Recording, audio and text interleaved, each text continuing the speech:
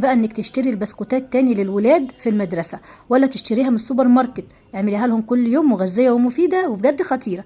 اول حاجه عندي هنا 2 بيضه، كيس من الفانيليا، معلقه كبيره من الخل. هبدا انزل عليهم كمان بكوب الا ربع من السكر وكوب الا ربع من الزيت، وهندوب كل المكونات دي كويس قوي بالشكل ده بالمضرب او في الخلاط. وبعد كده هنزل هنا ب4 كوبايات الا ربع من الدقيق.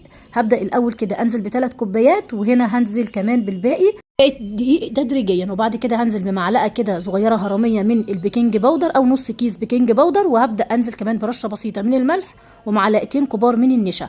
وهبدا هنا بقى اقسم الخليط بتاعنا، هو لسه سايب كده شويه. اول جزء هحط فيه كده معلقتين من الدقيق وهو ده سمك العجينه اللي احنا عاوزينه للبسكوت.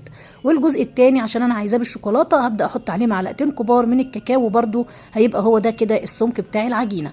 لو انت عايزاها كلها فانيليا يبقى هتحطي على كل الكميه الكوبايه الا ربع عادي من الدقيق. تمام. هبدا بقى هنا ده اول شكل معانا على